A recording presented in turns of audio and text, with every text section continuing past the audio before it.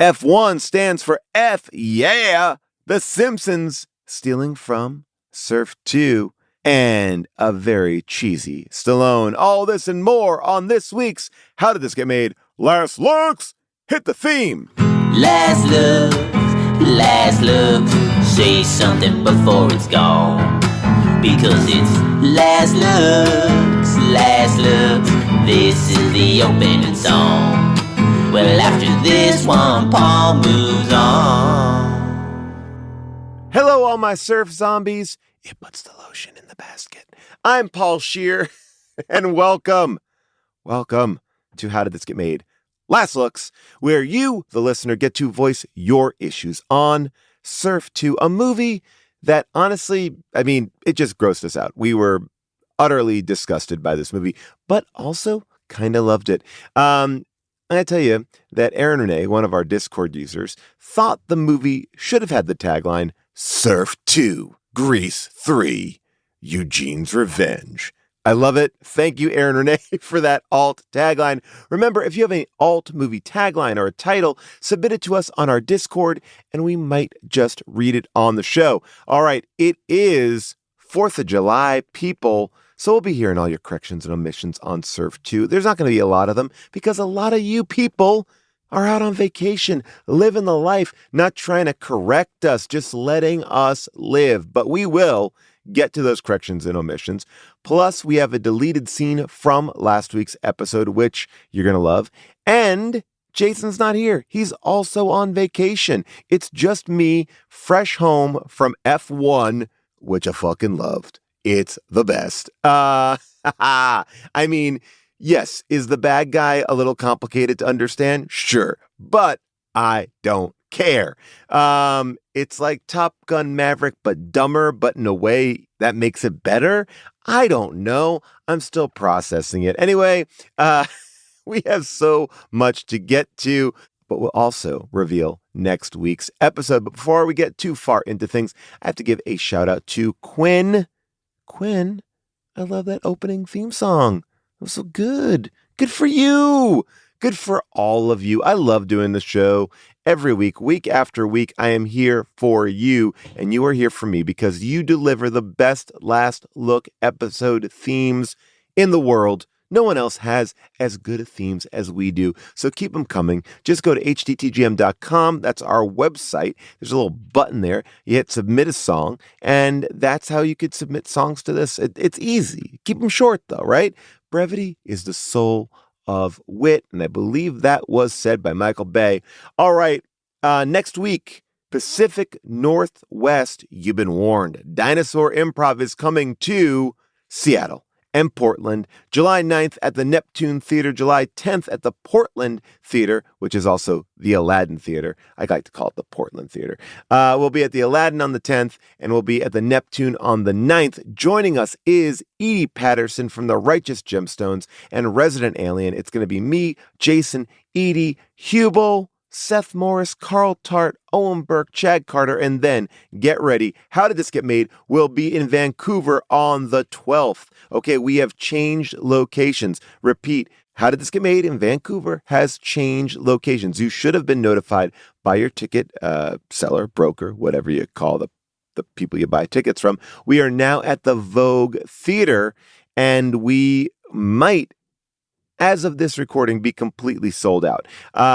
So, heads up, Vancouver is at the Vogue Theater now. We cannot wait to see you, and we'll be talking about the 2001 Sylvester Stallone car racing drama, Driven, which will not live up to my F1 IMAX experience.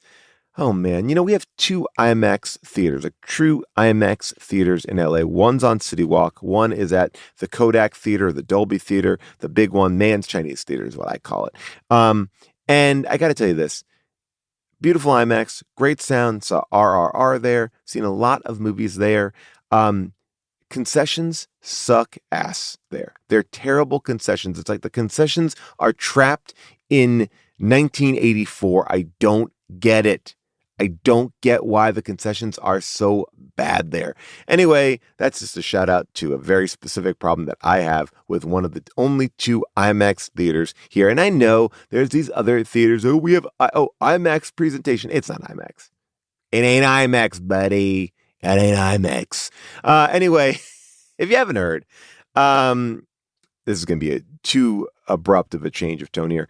We have been celebrating bad movies for over 15 years on this show. And one of the reasons why this show is so good is our movie picks. And the main person responsible for these amazing movie picks has been, for as long as I can remember, Averil Halley. Averil Halley is one of our movie picking producers. I mean, she is our movie picking producer.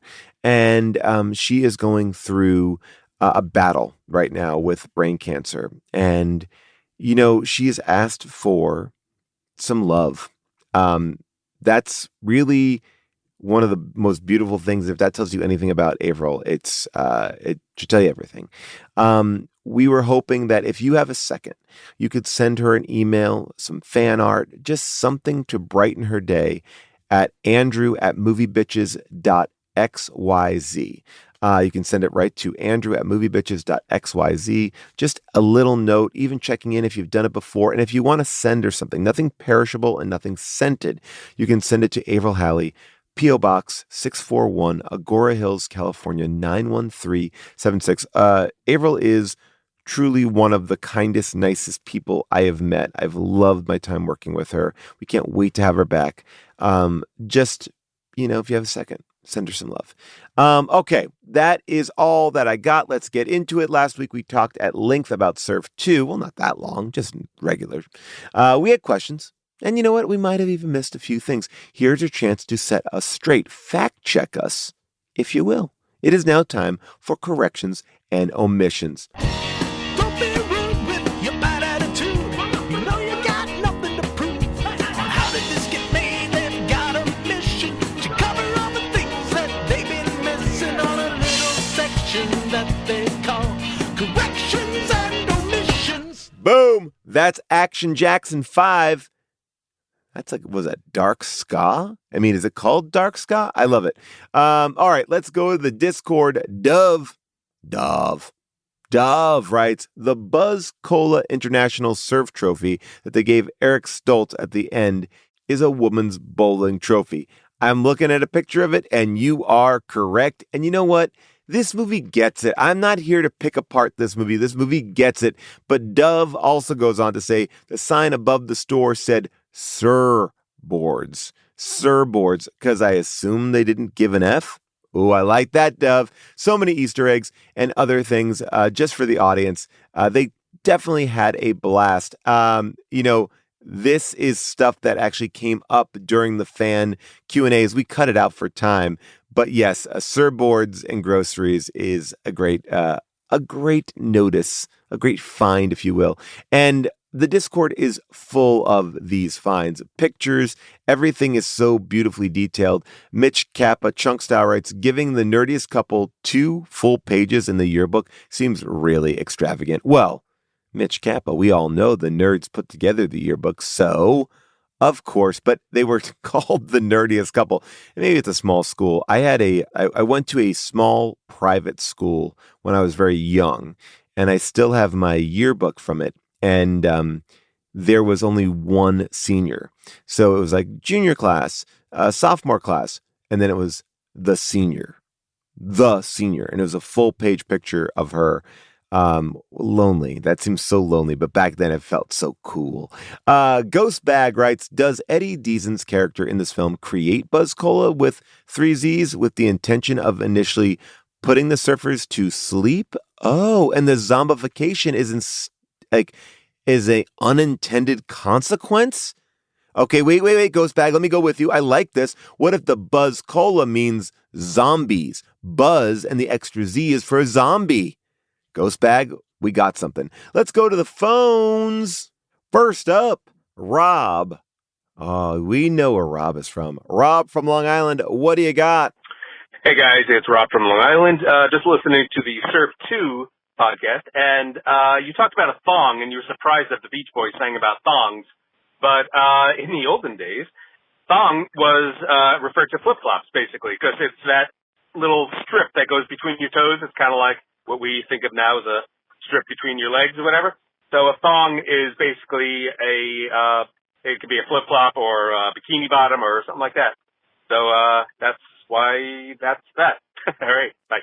Well, how about that? Finally, learning something on this show. And you know what, Rob? I looked it up in the dictionary, which is I just typed into Google and I typed in definition.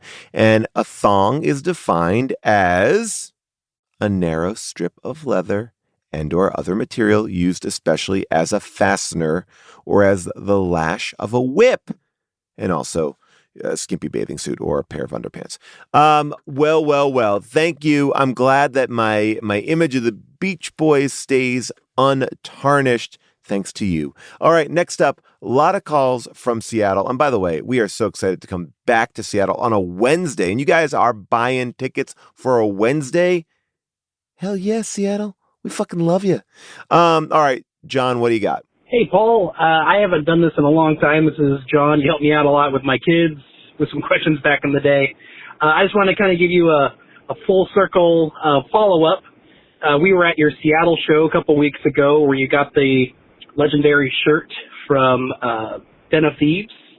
The very next week, I went to CinemaCon, and we got to watch a screening of How to Train Your Dragon with Gerard Butler.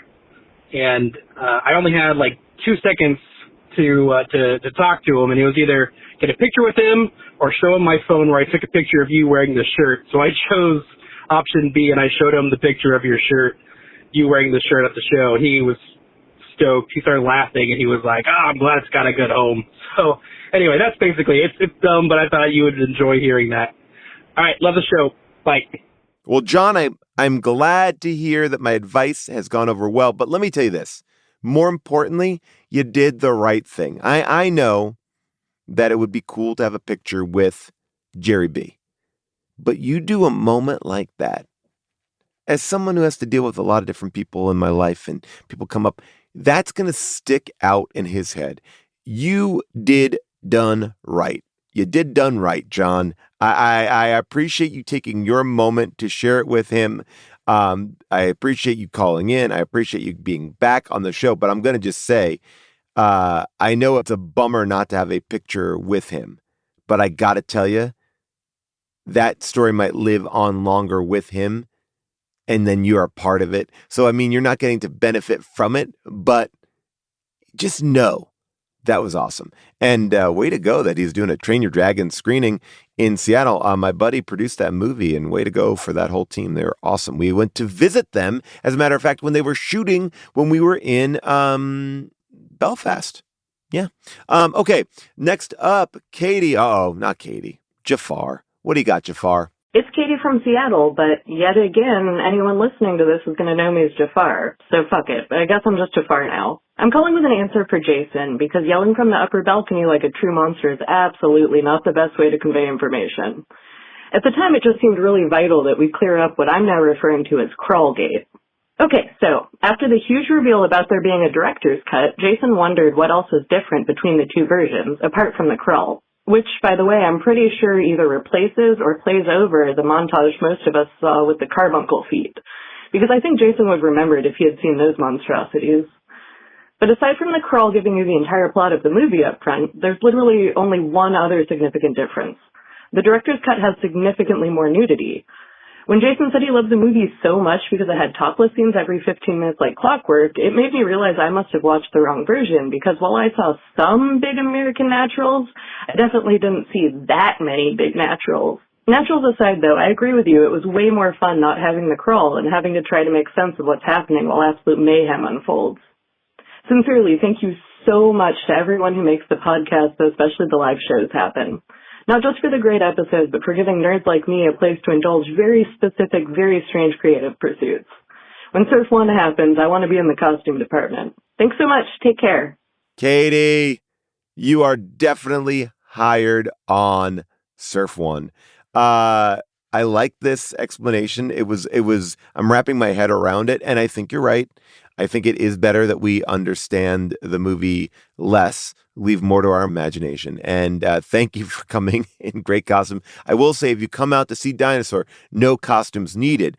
But I believe you might actually be coming to Vancouver. So we hope to see you there. All right, next up, Luke from, you guessed it, Seattle. Hey, Paul. Had a great time at the Surf 2 show. Hoping to catch you guys in a week or so for Dinosaur. So not necessarily a correction or omission, but more a theory I wanted to posit. And the more I think about it, more I've convinced myself it's true. But I think this movie might have inspired one of the more iconic images in modern pop culture.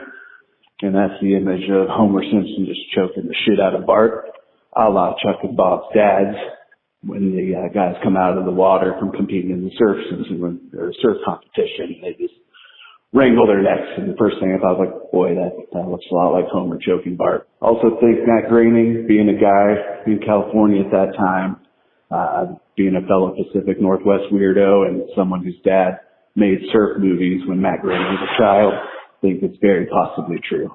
So that's what I think. I want to give a shout out to Averil and just want to thank her for all the weird ass movies that she's brought into my life and put me on some watch lists probably. So take care, guys. Hope to see you for Dinosaur. Wow. Okay. Well, first of all, thank you for buying a ticket or hopefully buying a ticket to come see us in Seattle. No pressure. But this might be the best connection yet. You know, I gave a lot to Rob from Long Island. I've given a lot. I mean, look, we didn't even, this is actually one of the better corrections and omissions we've had. This is tricky. I don't know where we're going to land at this. All right. But I'll tell you this much, Luke. You were not the only one that saw that Simpsons connection. There were a lot of Simpsons connections, which make me believe your theory even more. So you can check out our Instagram, because on our Instagram, we are going to post all the Simpsons connections that we have found in this movie, and they are great. I mean, Buzz Cola references. There are the transformation of Sparkle. You're going to see. It's good. I believe you. You know what? Luke, you might have really cracked open a whole gold mine here. Anyway, let's go back to the Discord. John Steele writes, "Hey, Paul, as a fellow lover of One Crazy Summer, I just want to bring up the appearance of Tom Villard, a.k.a. Clay Stork, Bobcat Goldthwait's on-screen twin, as Jocko the Surf Zombie." Oh, yes, I did notice, and I'm glad you pointed it out. I did not bring it up because I felt like I would have to explain so many different parts of it, and it was out of... But yes, John...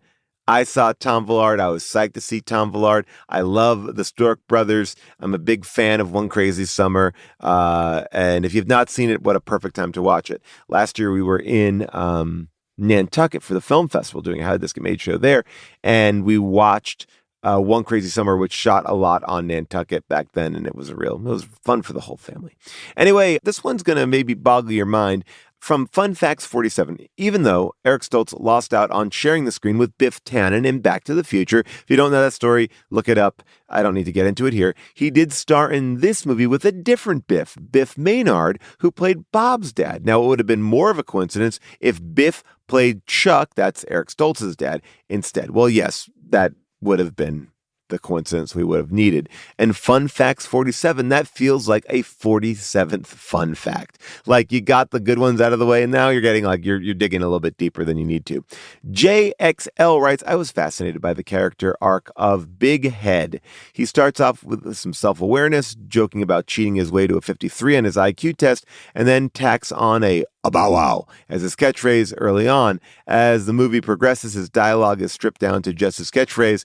Did he do some lasting damage to himself in that garbage eating contest? I'm going to say Big Ed, I think, was suffering once he started eating a chain link fence, which was right in the opening scene. You can't digest that. That's too much metal. I mean, the garbage eating contest, at that point, I think his brain was already gone. Bow wow. All right, so many great corrections and omissions this week. But man, oh man, what could it be? What could it be? I have to say, Seattle brought it this week. I want to give Seattle the the winner of the week, but that's unfair to give it to all of Seattle. It would be like I'm like kind of like, giving them too much. I'm going to give it to Luke from Seattle, who pointed out this giant Simpsons connection that I've never heard about or knew about, and I love it. So, Luke from Seattle, you are the winner. And guess what, Luke? I normally say you win nothing, but guess what? I'm going to give you 2 tickets to Dinosaur if you want them in Seattle. On me. I'm comping you. Just hit us up. I don't know how to do that, but hit us up. Hit us up at howdidthisgetmade@earwolf.com. No. Well, on the Discord? You're on the Discord, yeah. So just hit us up on the Discord. We'll figure it out. Okay.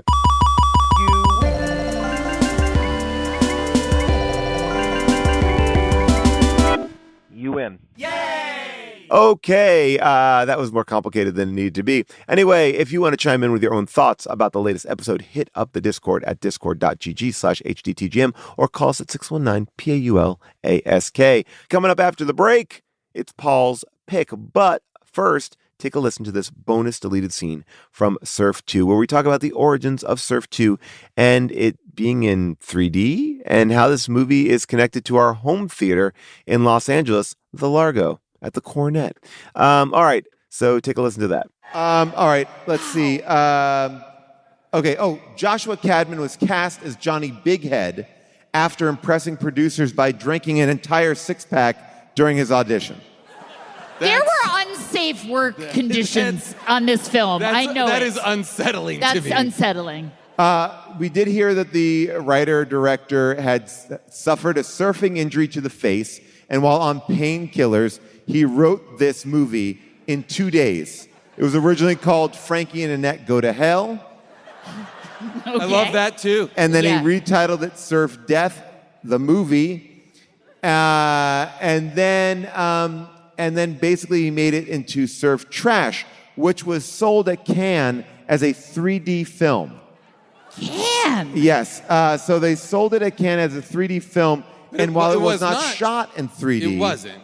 They did use a lot of images that they felt like, maybe we'll turn this into 3D, because some setups seem to be 3D. And then the scene where the boobs keep slapping the guy in the face would have been incredible. 3D, forget about it. That'd be incredible. Now, I'd never leave my room. Yeah. Now here's two interesting connections here. So they had when they finished the movie, the studio was like, Jason, come back! I'm just picturing it, and I'm like, Calgon, take me away.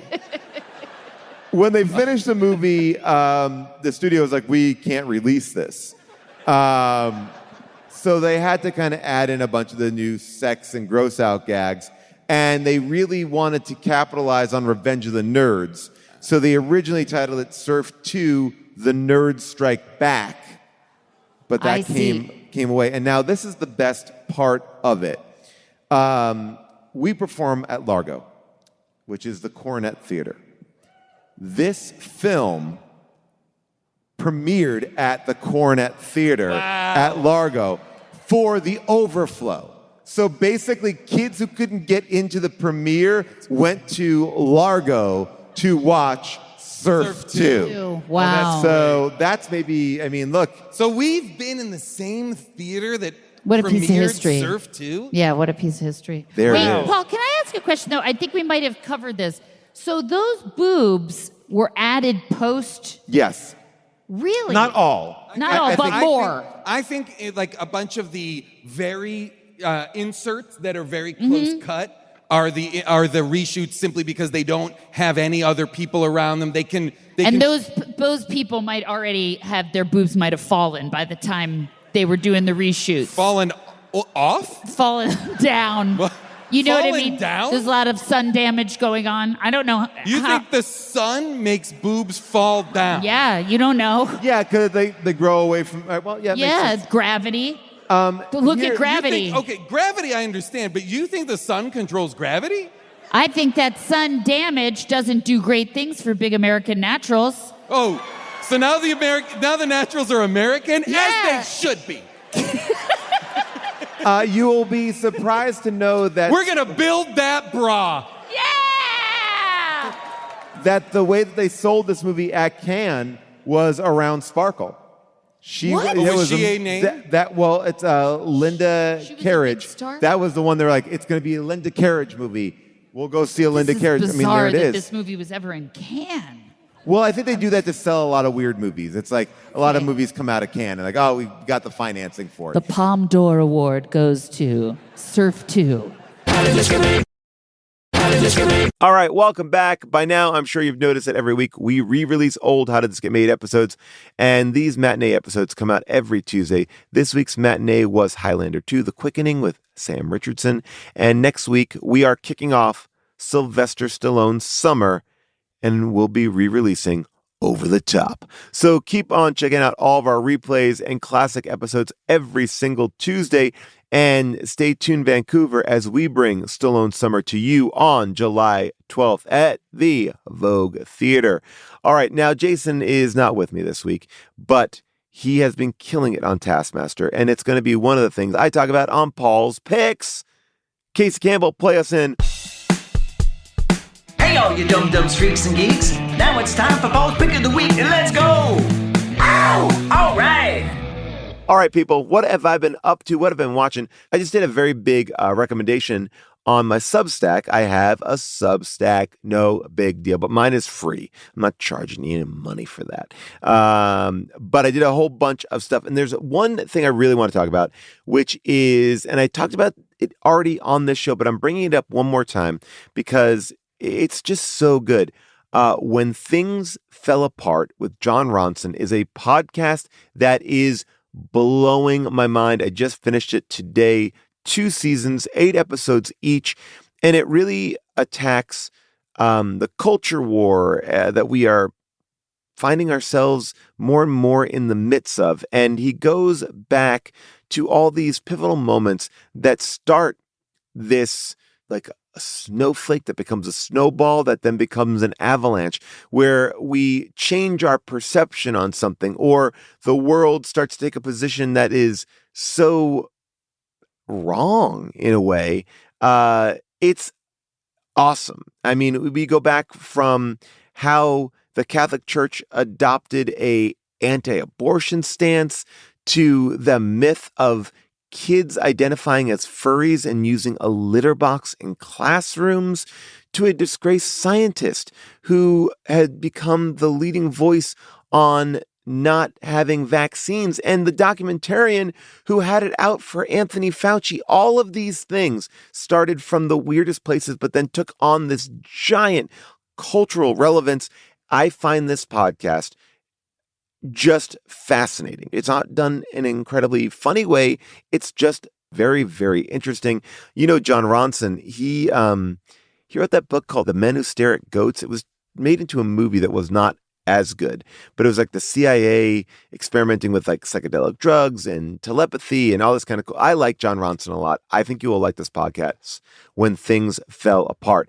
I also have been deep into Love Island. You might have heard me on Nick Vile's show last week, The Vile Files, as I broke down my impression of Love Island, first time watcher of Love Island, and I gotta say, was shocked at how much tongue is happening in kissing nowadays. I've been married for a very long time, and these people are leading with tongue. Is that a thing? Are we really like tongue first kissing? I mean, like, I don't mind tongue as a part of kissing, but are we leading with the tongue and not the lips? I don't know. This show is making me second guess how people kiss. There is one thing that if you do watch Love Island, please avert your eyes. You had to suck milk out of a teat, fake teat, and then spit it into your partner's mouth, and then collect all the extra milk. And then when a couple was making out that you didn't like, you had to throw milk on them. I just said all those words. Yes, I did. That's what that show does. And I watched it. I did fast forward a lot through that. I couldn't take it. It was disgusting. But that is just that wasn't even the finale. That was like a mid-season fun episode. Megan Thee Stallion is in an episode and she kills. I'm just falling in love with this show. Like I mentioned earlier, I saw F1, really enjoyed F1, loved Final Destination, Bloodlines. Wow. Talk about a franchise that figured it the fuck out. They definitely did. It's so damn good. Oh, I love it so much. I've been doing a little bit of a throwback. Amy Miles, when I was coming up in New York doing the comedy thing, I'm still doing the comedy thing, but when I was coming up in New York, there is a amazing musician. Her name is Amy Miles. She actually composes a lot of the music for Amy Poehler's stuff, the Good Hang podcast, Amy Poehler's podcast, which is great episode with Mike Schur. If you're a Parks and Recs fan, you would love it. But just if you're a writer, you would love it. Mike is great, super smart, talented dude. Amy Miles composed the song for the Good Hang podcast, but she has a bunch of great albums. I've just been listening to Dirty Stay Out, I believe the album is. It's her first album, 2002. Man, she's great. Love Amy Miles. So I'm going to give her a shout out. And then Best Show, Tom Sharpling, 25th anniversary of Best Show coming up this October. Rob Hubel and I were on this past week talking about terrible gifts, really interesting cameos, and so much more. So check out Best Show wherever you get your podcasts. And I'll give one more plug of something that I am in, which is Unspooled. Unspooled, we tackled the New York Times best 100 films of the millennium. And I think we had an actually really interesting conversation about that. So if you've not checked out Unspooled, or you want like a quick episode to just kind of wet your whistle, that's the one to do. Okay, I have more to tell you about, but first, this. Okay, next week we'll be going from Chef Boyardee to Provolone, please. Yum. I don't know. This one was hard. That's right. Next week we are watching the 1991 film Oscar, starring Sylvester Stallone as Snaps Provolone. That's the provolone that we needed. What's this plot? Well, it's a comedy, it's a farce, it's a remake. Stallone stars as Oscar, where he plays Angelo Snaps Provolone, a mob boss who promises his dying father that he will leave the world of crime and become an honest businessman. Well, it's really like a stage play with mediocre timing. Anyway, Rotten Tomatoes gives this film a 12% score on the tomato meter, and Michael James of Letterboxd, well, that's, anyone can post it on Letterboxd.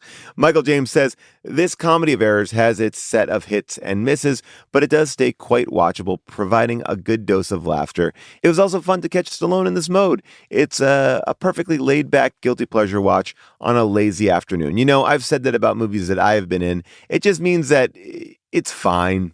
And, honestly, Oscar is fine. I don't recommend that you need to watch it, but you can. Listen to the trailer.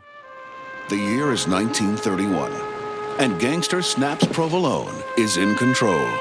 The police are powerless. His rivals are helpless. No one in the entire city dares to defy him, except his daughter. I'm a modern 30s woman. Look! Put that away! I'm your father! She'll do anything, anywhere, with anybody. Your daughter and I are lovers. What? Did he tell you I was pregnant? What? Touchstone Pictures presents Sylvester Stallone in the story of a father. What we need is a husband. Trying to find someone. But no, look at us. Who will marry his daughter. I've decided to go away to a convent. Well, you're a little late. You can rent Oscar on Amazon Prime, Apple TV, and Fandango. In addition, I encourage you to check out Hoopla, Canopy, and Libby, which are digital media services offered to you by your local public library that allow you to consume movies, TV, music, audiobooks, ebooks, and comics for free. All right, that is it for Last Looks. If you listen on Apple Podcasts or Spotify, please rate and review us. Remember that. Please rate and review us, and make sure you are following us. Click that little button. Have automatic downloads turned on. It helps the show, and we appreciate it. If you want even more content, check out Dark Web Weekly. Rob Hubel and I breaking down the weirdest clips on the internet. And if you just want more How Did This Get Made stuff, well, just visit us on social media at HDTGM. A big thank you to our producers, Scott Sani and Molly Reynolds, and our movie-picking producer, Averil Halley, and our engineer, Casey Holford. We'll see you next week for Oscar, or I should call it Snaps Provolone.